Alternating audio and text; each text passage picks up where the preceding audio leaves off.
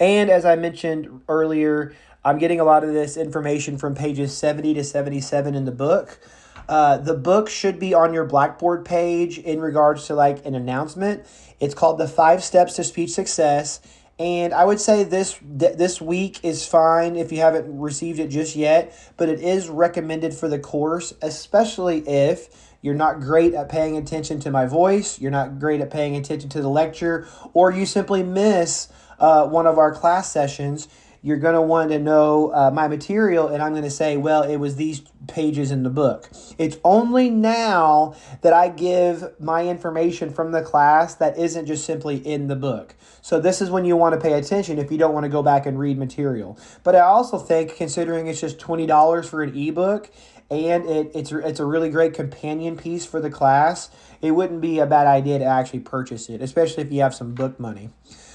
So this class is called Principles of Public Speaking, and I take my job very seriously in regards to, well, if this class is called Principles of Public Speaking, let's start teaching them some principles, right?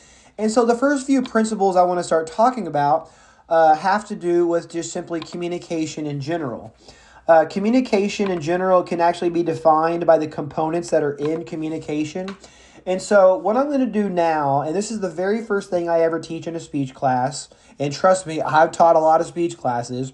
In my very first speech class was actually here at MSSC on my hoodie here, but the very first thing you learn in a speech class is that public speaking is a form of communication, but we need to know what communication is.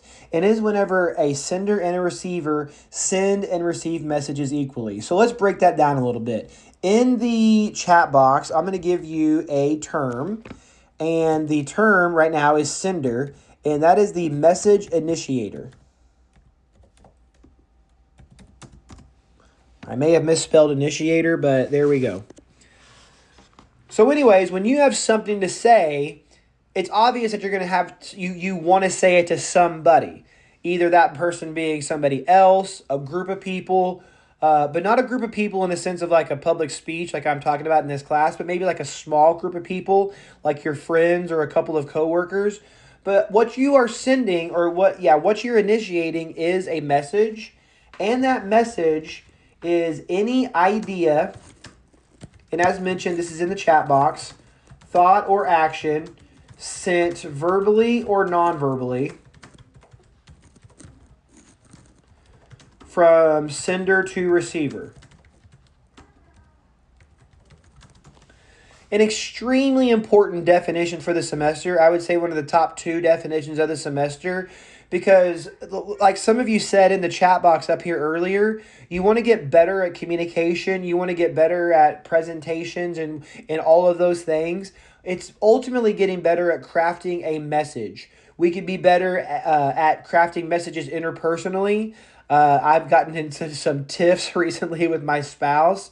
There's reasons for it, but understanding those reasons is half the battle. And I'm sure a lot of couples would tell you that communication is the lifeblood of relationships.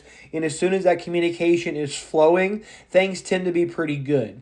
Uh, where was I going with that? Oh, small group messages, right? Like we're in the midst of the Chicago Bears being in a playoff race, and whether you have to be very like muscular or athletic, or you got to have a good quarterback, ultimately everybody on the Chicago Bears team and all the other teams that are playing sports, they have to be good at communicating to each other. I think I saw a soundbite. I'm not going to say what was on the soundbite, but it was something about Caleb Williams, the quarterback, telling Luther Burton, one of his receivers, maybe it's a tight end, to do his job. And then that's the nice way of saying it.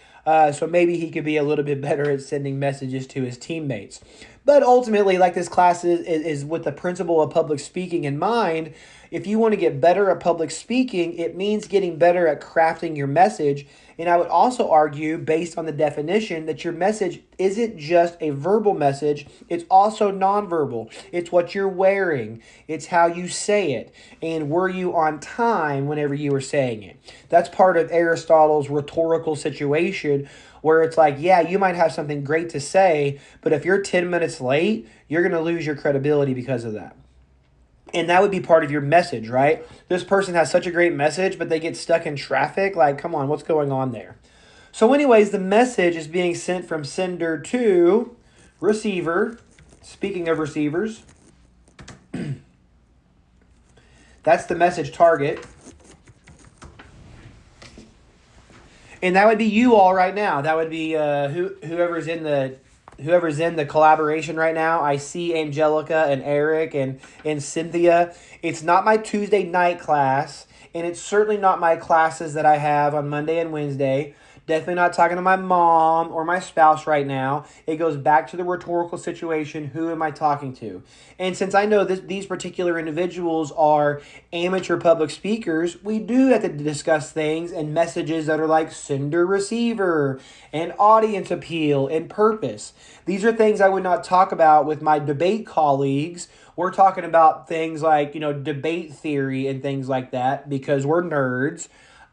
It's kind of like, just came up in my mind, like some sort of bass fisherman. If he's teaching his son how to bass fish, there's going to be some basic terminology.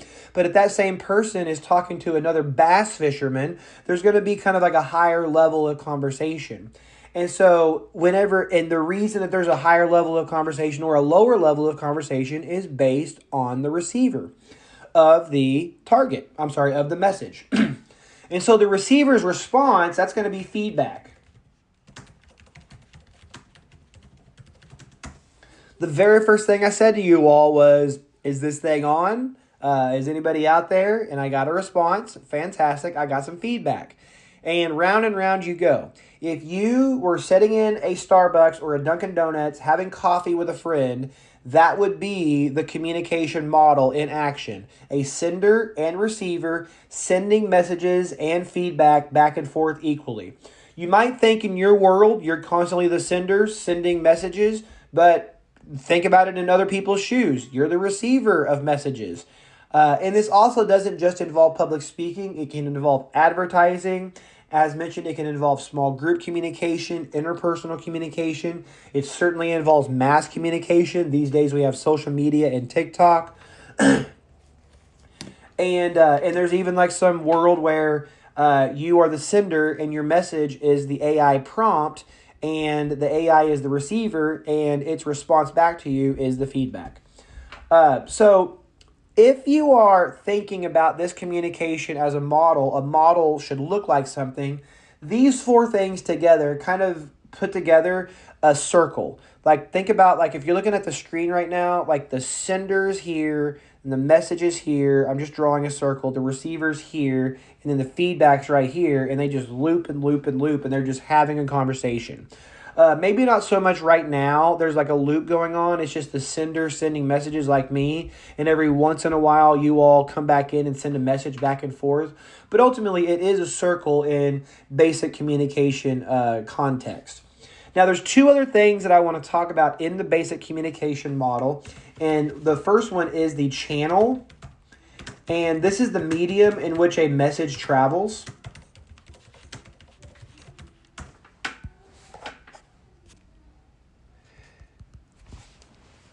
So we know based on like context clues right now that this is a collaboration. It could be an asynchronous class. It could be a podcast if my voice was put on YouTube or my voice was put on Apple Music or whatever it may be. But for us right here, Angela, Erica, and and Selena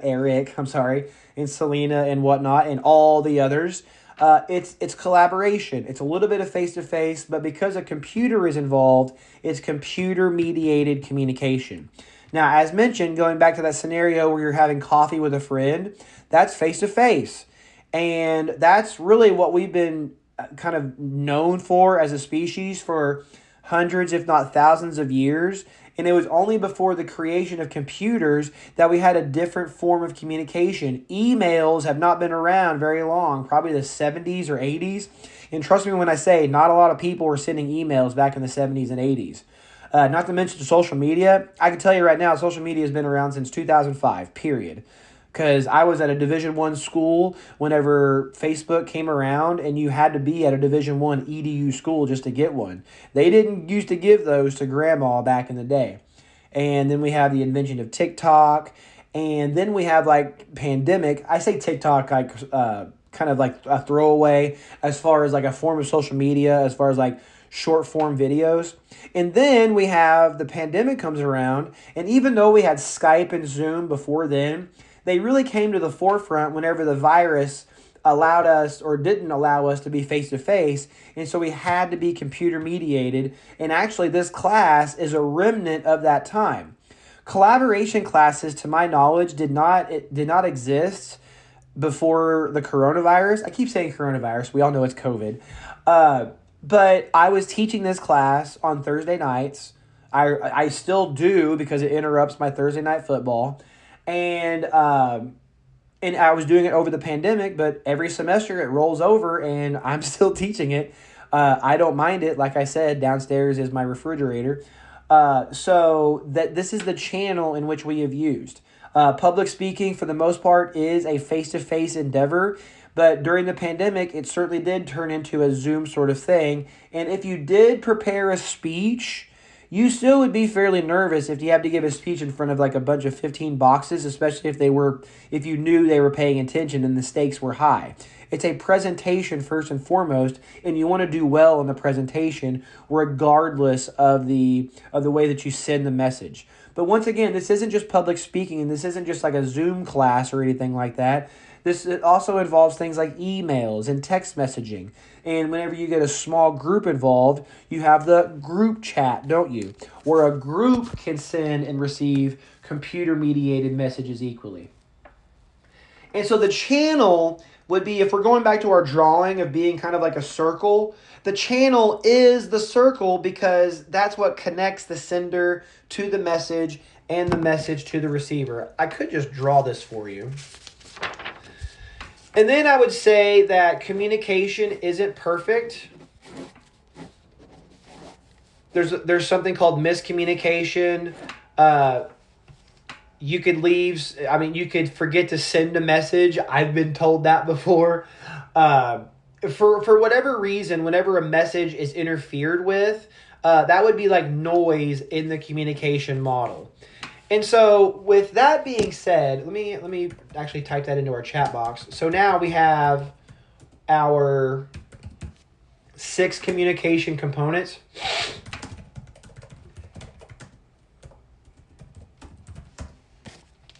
We have sender, message, receiver, feedback, channel, and interference. And those first 4, sender, message, receiver, feedback, kind of create a circle with the channel being the connectors and noise being like little squigglies in between. So if you take a second to look at the screen, I drew it. Let's see if I can get that up there. Boop. You see that? It's a little lighter. There, I think there's your sender, there's your message, there's your receiver. Where's my squigglies? Do I have any squigglies? Where's the squigglies at? Oh, I don't have any squigglies. There's my channel. Oh, and it looks like the message is having a hard time getting to the receiver. And because of that, it's going to have a hard time getting to feedback as well.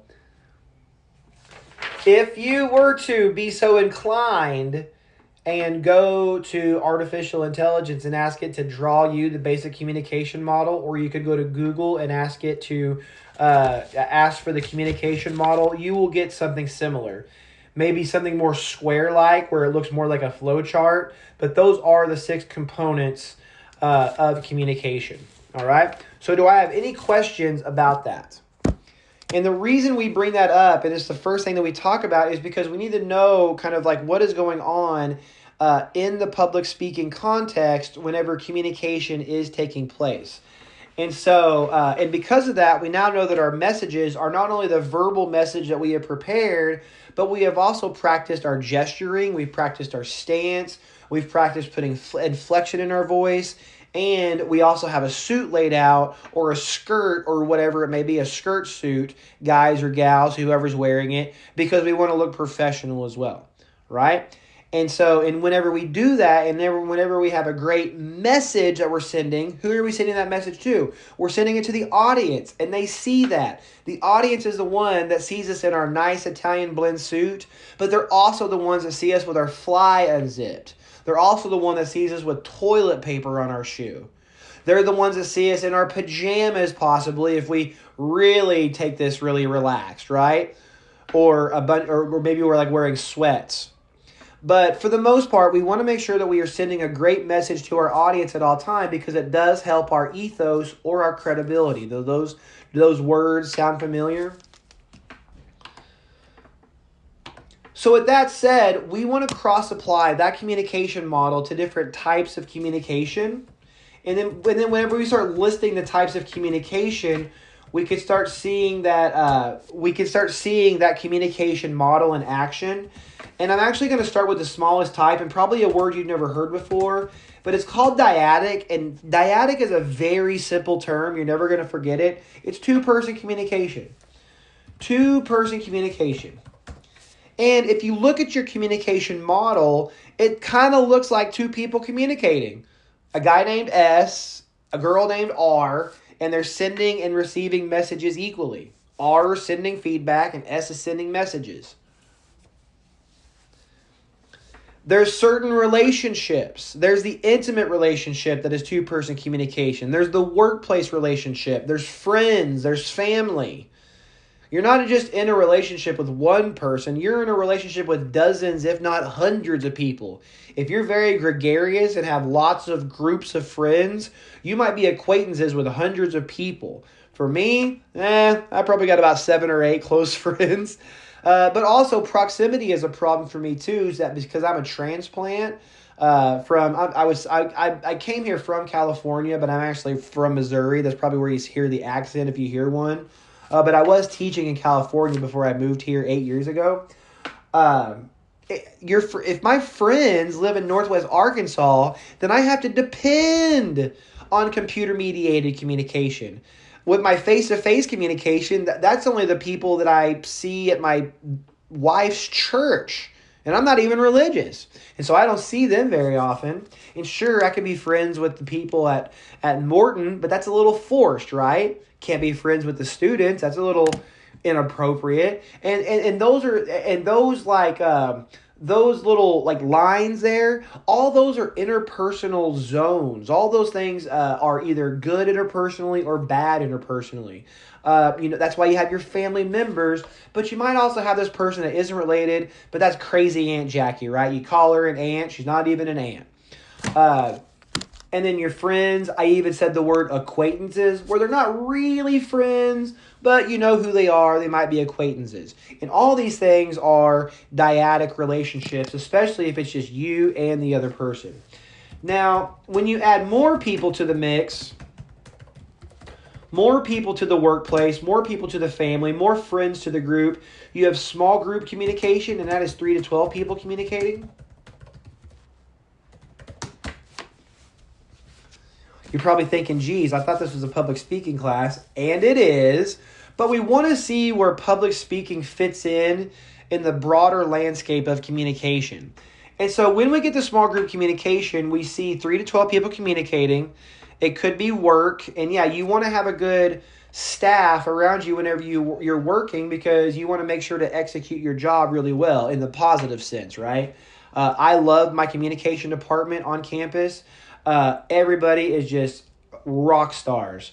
The same thing goes for my faculty advisory council, specifically the one that's like a community college, and the food insecurity group. Just awesome, awesome people. And if they weren't awesome people, well, they would probably be discarded, right? And this is the reason why, even though you might dislike group projects, I don't have one in this class, but it's always good for you to practice small group projects, because small group projects do teach you decision making and problem solving.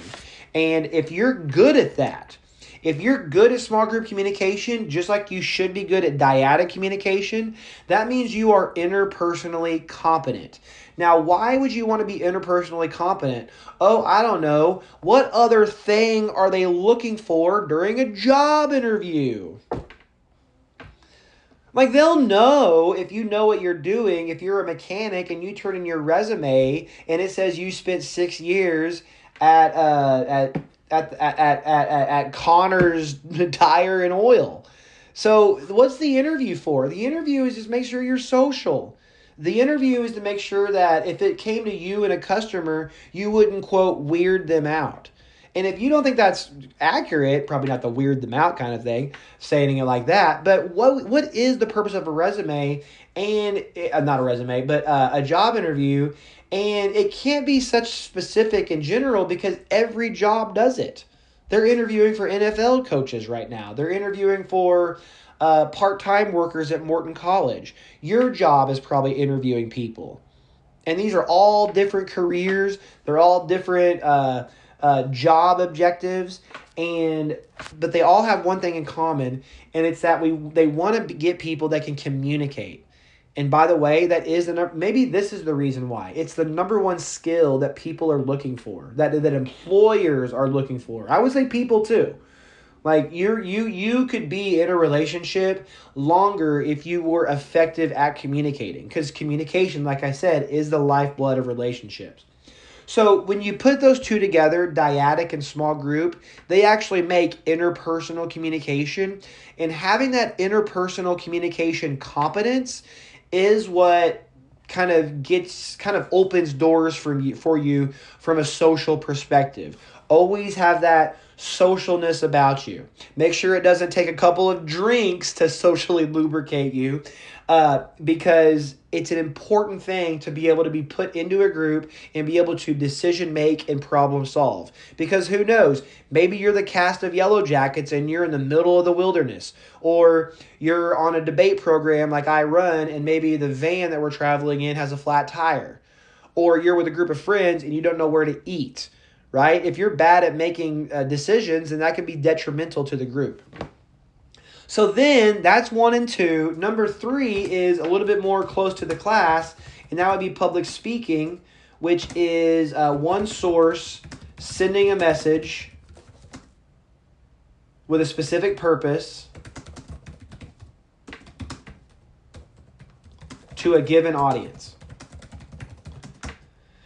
Now, I am doing public speaking right now, but as we all know, it's from a computer-mediated perspective, which is the reason why I'm sitting down. You would have to require someone to stand up if you wanted them to stand up for like a Zoom type of speech, which I actually do. But this is what you're getting better at in this class. The idea that when you are the source and you're sending a message, that message is great, and that you have a purpose. Don't you want to have a purpose whenever you send a message? Don't you want to have something to say? And then to a given audience, meaning that not only are you going to be speaking to an audience, but you want that audience to like you. You want that audience to say yes to you, which means that you're going to want to boost your audience appeal. Meaning that, in this class, you're going to learn how to be credible, purposeful, and appealing. And it's not the appeal that you're thinking of, probably. I'm not going to teach you to be over 6 feet tall. I'm not going to teach you how to have platinum blonde hair, because I certainly don't. And I'm not going to teach you to wear dangly earrings. The audience appeal that I talk about is confidence, eye contact, inflection, speaking with quality grammar, smiling, but smiling from an objective point of view, not just being like, hey, ladies, it's always great when you smile, not from that perspective, but from a cultural perspective, that smiling actually is a net benefit for you. And if I didn't think that there was benefits to smiling, I wouldn't tell you to do it. And I also, it's unisex, right? Both guys and girls should do it. All right, anyways, so enough about public speaking in that regard, because the rest of the semester is talking about public speaking. And there's a little bit more of this lecture that's going to get into public speaking. So let's round out our types of communication discussion and end with number 4, mass communication. And I know I'm just lightning fast here, or it seems like we've been lightning fast. We've actually done 10 terms in 30 minutes. That's one term for every 3 minutes. So I can kind of list the terms that we've gone through after this mass communication. But this is one source sends a message to a large unseen group.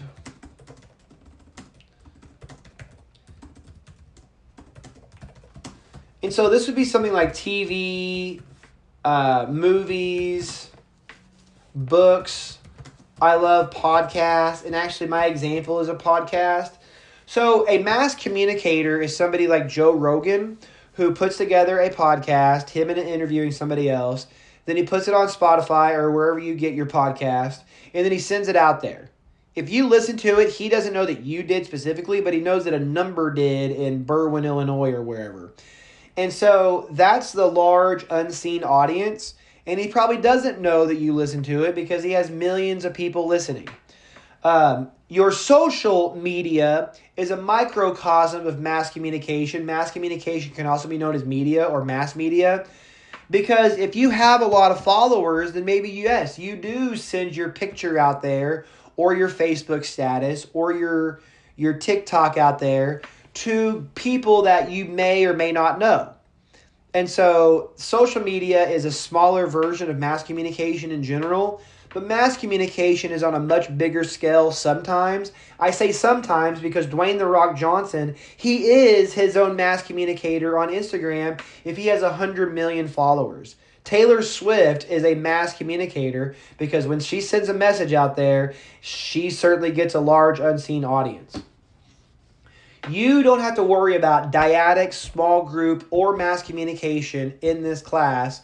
Maybe they pop up in a midterm exam or a final exam, but I talk about it so you understand where public speaking is in the broader form of communication. So we talked about those 4 terms as types of communication, and then we talked about 6 components of communication in the communication model: sender, message, receiver, feedback, channel, and interference.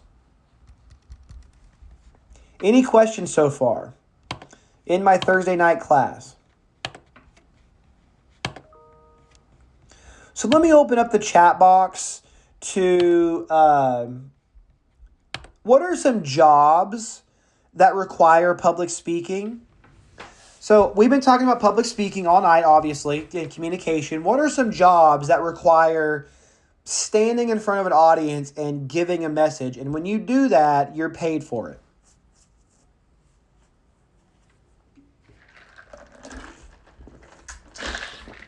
Thank you, I called you teaching.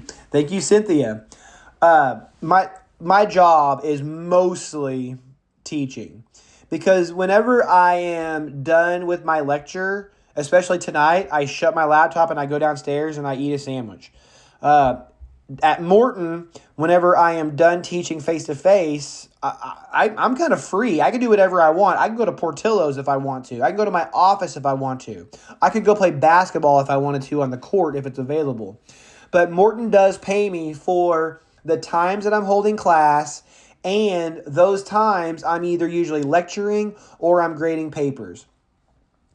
Alvarez, I would say management is partly their job, especially if they have to have like associate meetings.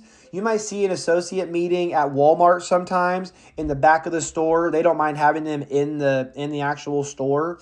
And it is a portion of their job, but I wouldn't say it's like 90 to 95% of their job, but you're certainly on the right track.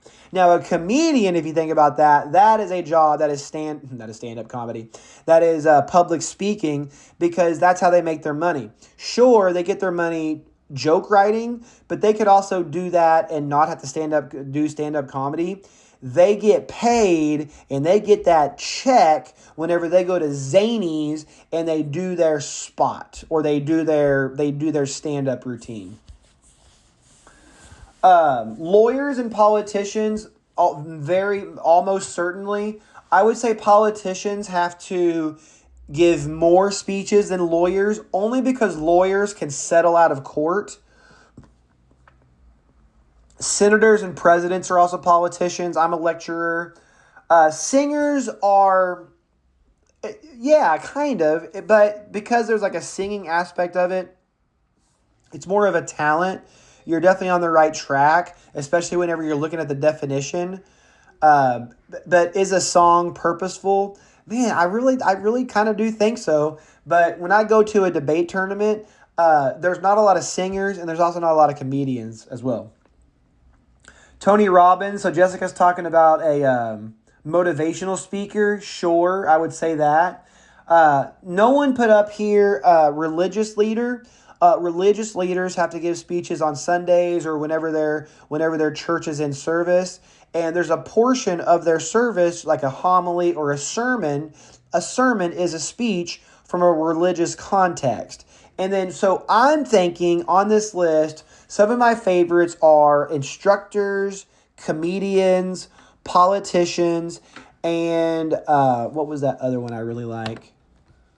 And preachers, if I didn't say that already. Preachers, politicians, teachers, and comedians. Politicians, I keep saying the same thing over and over. And unless you're going to be those jobs, look at these jobs. Not really doctors, Fatima, unless they went to like a doctor's convention and then they spoke at that convention. You got to have that audience. You got to have your note cards. You got to be speaking, and it's got to be like a speech that you have prepared. If you're talking about how they speak to the public, like in a room, and they're talking to like them about their broken leg or something, that's more interpersonal, one-on-one. And I would even say, like candidly, that health professionals are not really the best at communication, for sure. It's kind of like an old canard in the communication field. And maybe you think that way, and maybe it's because nurses are better. But if nurses are going to Morton College, chances are that they have to take a communication class, which makes them better communicators. All right. So with that being said, if you're not going to be those jobs, why do you have to take this class? I don't want to ask that question again. I've already asked it before. But so I'll answer you, and even though you're right to build your confidence in what? To build your professionalism. Well, professionalism in what? The workplace or whenever you get on stage. And so if you're paying attention, and I hope you are, there are two reasons or two kind of context as to why you, the average person, would have to give a speech in the future. And the first one really shouldn't blow you away, but it's an academic speech.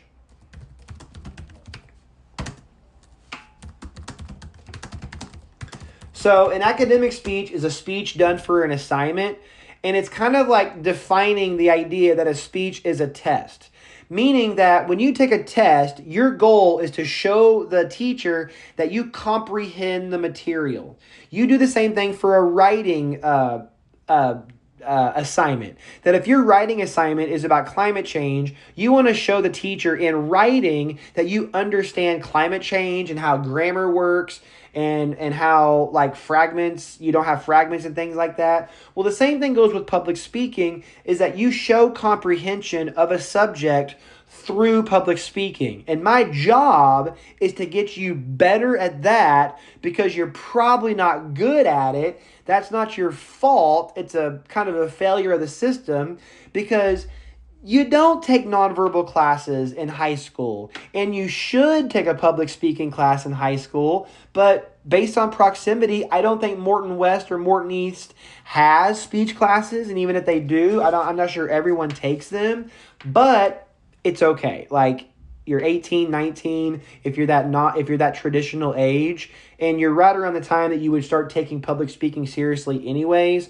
so that's all right. But also, when I say academic, I'm also mostly talking about college. Whenever it's like you're paying for the class one way or another, maybe you have to dunk a basketball to do it, but you still have to get a speech, and that speech is going to be a part of your overall grade, a part of your overall GPA, and that GPA might be part of your overall like job in life. So bring it back down. Let's get good at giving academic speeches. And I will tell you, outside of this class, what teachers are going to be good at even grading speaking assignments, and I would say not many. They're not great. A biology teacher loves biology. They don't care about public speaking. I'm kind of the interesting instructor, because I teach my students how to give speeches, and then I grade their speeches. And it's like, well, I'm not grading them on particular subjects. So yeah, from a public speaking perspective, I'm going to be like your strictest grader. But at the same time, like, as long as you're giving me that hardcore effort, you're going to get like a large portion of your points just for giving me some effort. But you got to do way more to get that A or the B. Okay, so in academia, there is a possibility that you have to give a speech someday. Like in your social studies class, you have to give a speech on what was the cause of the end of World War II, and you can only do it with 3 note cards. This class now teaches you how to do that effectively, okay? Because I know that at the end of the day, you're going to be teaching to a human or giving your speech to a human, and a human is a part of an audience, and this class teaches audience appeal. I've done that deductive reasoning before. And so then the only other time that you would give a speech, you lay person, you general person listening at home, is a special occasion speech.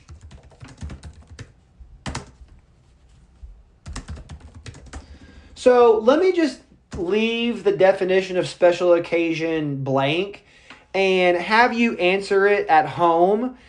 Tell me, where are some places you think you would hear a speech to mark an occasion?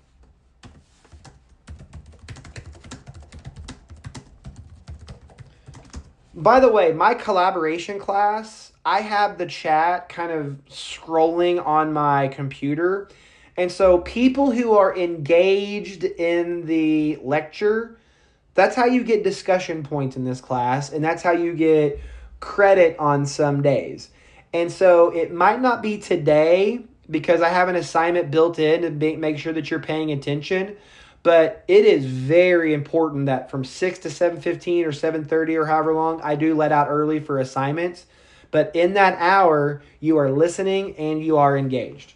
So as I'm saying that, I'm hearing bleep, bleep, bleep. So you're paying attention.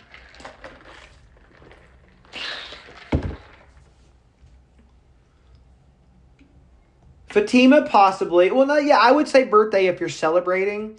Some of these are celebrations, not the funeral, I would say. So the funeral would be more to memorialize. And so, yeah, it's still a special occasion, and it's to mark the occasion. And really, if you think about it, after the funeral, what else is there after that, right? So really got to mark the occasion there. Celebration baby is celebrating the baby. That would be part of your job, Cynthia, like a sales pitch. Graduation is celebration. A ceremony, Kimberly, it really depends on the context. It could be like that could be somebody's job at the ceremony, or it could be a special occasion like you are the speaker, the keynote. Anniversaries are a celebration. So we have speeches that are celebrations. Quinceañeras are also celebrations. You might hear a speech at a quince. You guys call them quinces for short? I've heard that before. And trust me, I want to say it short because I can't say the second syllable better. Wait, that whole sentence was bad. Just omit that whole thing. So anyways, occasion, speak there. It's a speech, and it's good. Yeah, celebration, Cynthia. All these are celebrations. One I would talk about is kind of like public relation speeches, but you really don't want to be on the tail end of a public relation speech because chances are you did something bad. And the reason you have to get a public relations speech is because your relationship with the public is not great. So there are apology speeches that you can give. There are speeches at a funeral, like a eulogy. But it looks like, for the most part, what are some of you are getting at here are celebration toasts. And so what I will define is a celebration toast, a brief salute at a celebration. We think of a wedding because of a wedding toast, but as all of you are showing, some of you are showing that if it's a celebration, it can be a celebration toast. And so that's what's going to be your assignment next week, is going to be your one and only online speech. Is going to be a celebration toast. And starting now, be sure you're paying attention because I'm going to start going over the criteria, especially those of you that are online. And as I mentioned, it's going to be the only speech that is going to be online. So the first thing we want to do is make sure we know simply how long it is. And I would reiterate, going back to academic speeches, you want to make sure that you are following along with the structure of the academic, I'm sorry, not the structure, but the criteria of the academic speech because, well, that's how you get your grade, right? Always ask for a criteria. So I'm giving you the criteria right now.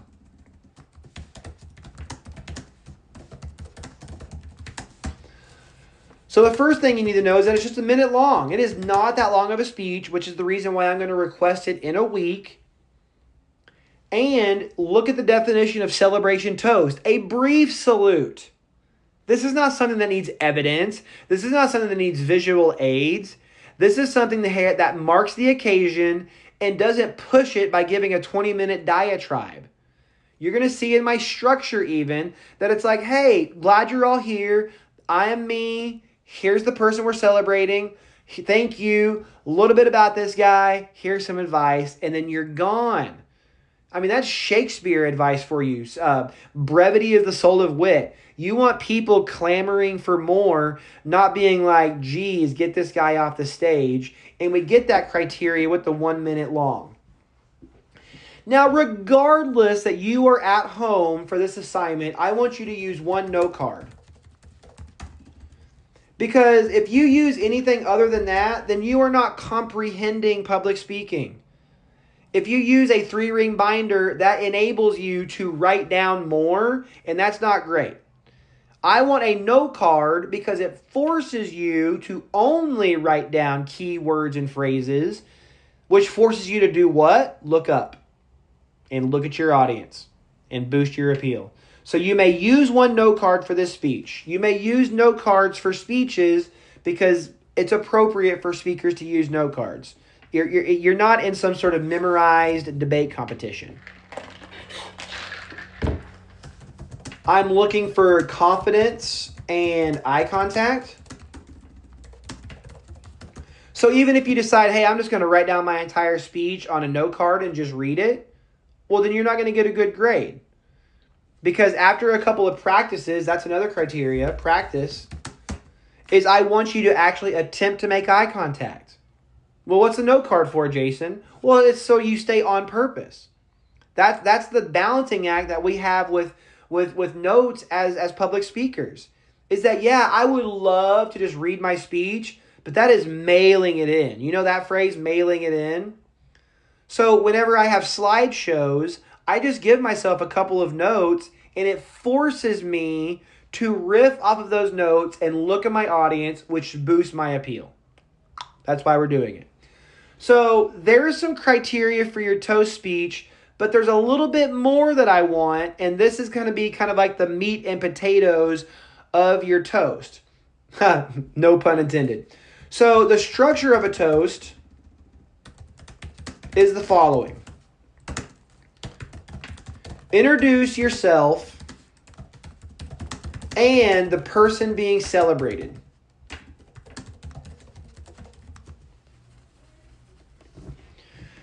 So in your 1 minute toast, you're going to have a note card, and on that note card is keywords and phrases in the structure that I want you to speak it, so whenever you begin speaking, you know what to say. And the first thing you're going to say is your name and your connection to the person you're celebrating, something like this. Hello, everybody. My name is Jason Edgar. I am the best man of Corey, the groom of today's wedding. And we have been friends for about 10 to 15 years whenever we first started working at Olive Garden together. And that's it. And you just write down, you might even just write down, introduce yourself, and you see that, and you're like, oh, talk about myself. And this is where I'm really going to see how much you're trying in this class. Is if let me pick on somebody. If Eric Cardoza is looking down during the reading of his name, like that is not trying. Okay, the people who are going to try to get an A in this class are going to try to make eye contact and show confidence through preparation in their speech. The second thing you do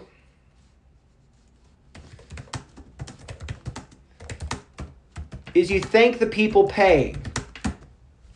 Remember, this is a toast, so it's not just about the person being celebrated. Someone else might be hosting it, and I want you to thank them. And by the way, now that we're getting to this point, yes, this is hypothetical. This does not have to be real, because in your real life, no one might be celebrating anything. So if you're sitting there being like, well, I don't know anybody celebrating anything, well, then you better make it up because this is due in a week. All right? Now, don't push it. Don't name your people after like Teletubbies or something like that. Just come up with a couple of names. I made up a couple of names just now. And then for the people paying, say something to the extent like, before I go any further, I just want to thank Sue and Ellen Landau for providing all the funds for this amazing reception. I don't know, it seems like the best reception I've ever been to, if you ask me. Something like that. Like your charm and charisma, it will come through the speech, if you practice. Okay? Yeah, my confident delivery as a speaker or as a Zoom presenter wasn't just given to me in grad school. My degree is actually in communication. My public speaking skills certainly come from experience and practice, and the fact that I've done this lecture like 6 times this week. Then tell a story about the person being celebrated. Do you folks at home see how important it is to pay attention to this lecture? That we're getting an hour into the lecture and it's now that I'm talking about the structure of the speech that you're going to present. And it looks like I have a clear structure here. And if you just go up there and just have like a random generic structure that you ask ChatGPT to write, it's going to be flawed and wrong. And by the way, I don't know if ChatGPT has my structure. I don't mind collaboration with AI. We'll get to that later in the semester. But you don't need it for this. People have done less on a napkin because they had to do a rapid toast and they had nothing to write on. They barely had a pen and they could write down an awesome speech on a napkin. Not great. They didn't have a note card at the time. But you can get through this without the use of artificial intelligence, and using AI would mean that you didn't comprehend this material. So you're telling a story about the person being celebrated because what else is there to do? You can't tell jokes. You're not a comedian. You don't want to make them sad. So you want to charm them more with a funny story, or like I said, something charming and romantic. If it's like a wedding toast and the air calls for some romance, by all means, or something charming. But for the most part, just a story that might make the audience chuckle. And then the fourth thing you do is offer some advice. Now,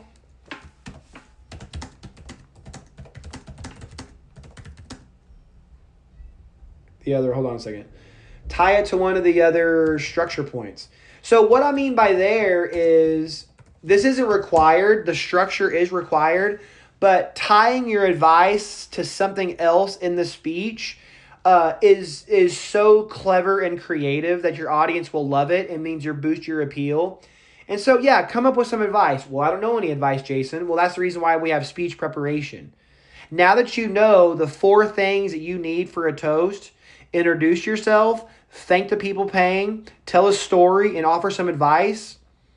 You could spend the next hour or so brainstorming these things that you want to say, relaying them to note cards or one note card, practice, and then speak with conviction while you record it. And you're going to be recorded since you're in a public speaking perspective, right? All right, since you're in an online perspective. Does anybody have any questions? Now, because we are all doing this sort of asynchronously, meaning like you could prepare this at any time and submit at any time. I need to tell you one big bit of criteria about speech recordings, okay? A speech recording must include a full shot of the speaker behind a temporary substitute for a podium, like a box, table, stack of boxes. I don't care. Did I say box twice?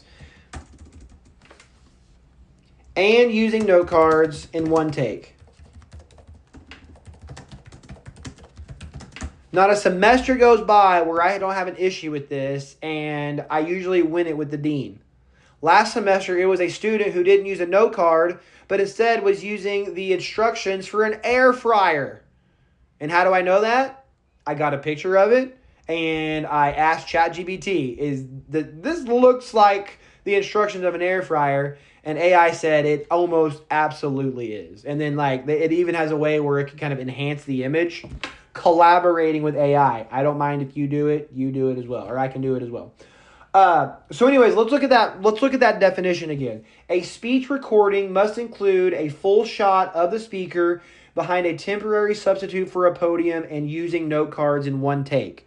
Meaning that you have to mimic the public speaking context. Meaning that you have to stand behind something that it doesn't have to even resemble a podium. You just have to be able to stand behind it and put your note cards on it. So a table would be fine. And then push your recording device a little bit further back and then record yourself giving this speech after a couple of practices. Okay? Any questions? And I'm talking specifically to my Thursday night collaboration class here. If my class didn't know, I'm also recording just for posterity purposes, I guess. Eventually, I'm going to have an asynchronous class that's going to, and now they're hearing this, but I'm going to give them audio recordings of my lecture. So, okay. Also, I didn't talk about it earlier, but the person that would be asking for a speech is known as a liaison. I'm not going to define it right now, but a liaison is a person requesting a speech and they answer your questions. So if Angelica or Jessica had a question about my speech, since I'm the liaison asking for a speech, I should ask them that, right? It shouldn't be a game of hide the egg or something like that, or hide the ball, hide the education. If Eric asked me how long the speech is, I should be able to tell them. Now, if someone asked me what I should write about, well, as a liaison, that's the reason why I asked you. I want your creativity in the speech. So that liaison part goes back to the part where there's a speaker who is organizing and delivering the speech, and then the liaison kind of connects that person to the audience. I wanted that to be around the discussion of academic speeches and special occasion speeches, in between that and the different types of jobs. Because, again, yeah, you could be just going on your merry way, living your life, and then suddenly a liaison could be me, could be your sister-in-law, could be a manager, comes up to you and says, hey, I need you to give a speech. Can you do it? And you can say either yes or no. But when you say yes, your prep time begins. And my biggest advice is to not squelch the prep time. Actually, my biggest advice is practice to everybody. Whenever lay people come up to me that know that I'm a speech professor and they say, what's your biggest advice? I say, oh, that's easy, practice. In fact, I say it before they even finish asking the question. I already know what you're going to ask, and here's my answer. Why is that person calling me? Nonfiction. What do you mean? Are you giving a toast to an alien? Oh, wait, that would be nonfiction. Jessica, all I'm saying is you're giving a celebration toast to somebody who has a wedding, or they beat a video game, maybe they retired. You come up with some scenario where you're celebrating somebody who did something.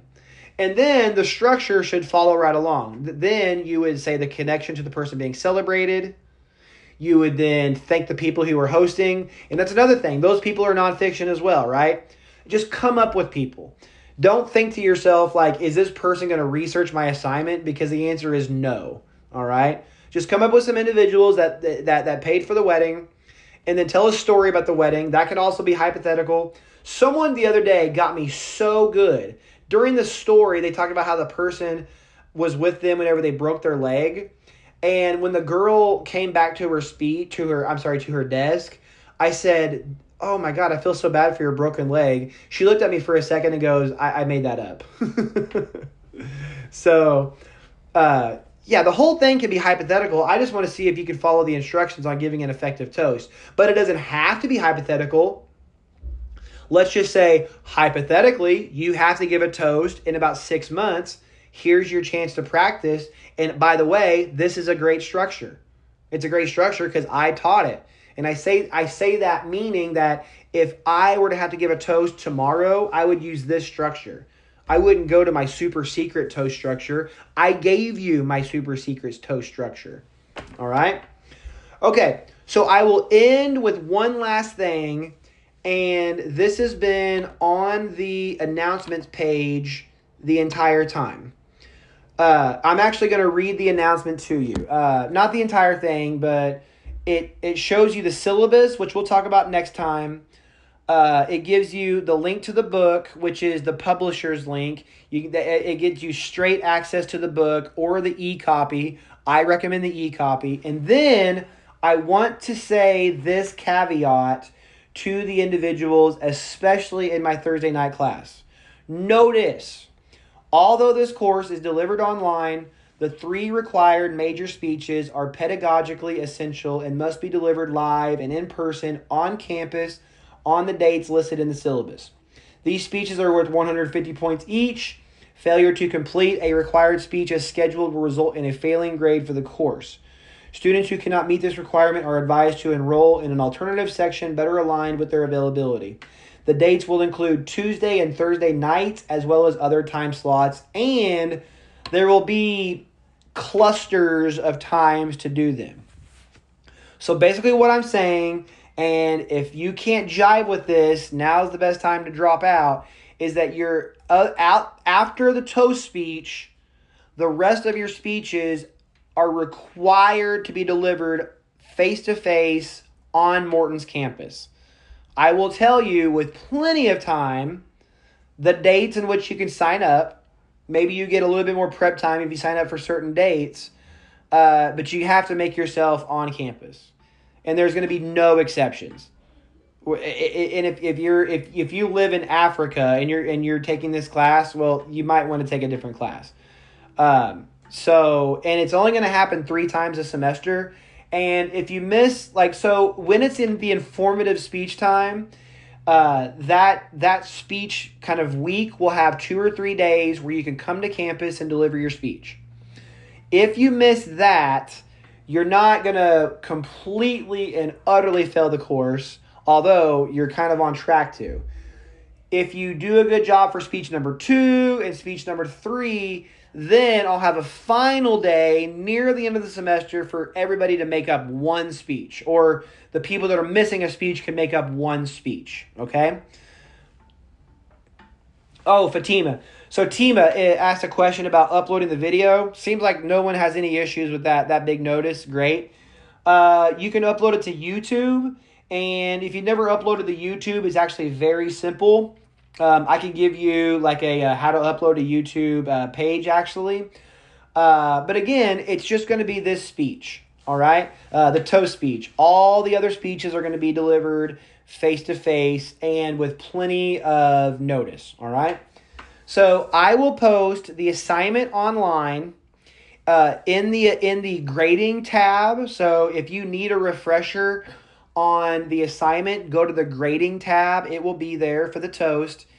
And I will also post a document on how to upload to YouTube. All right. So are there any questions?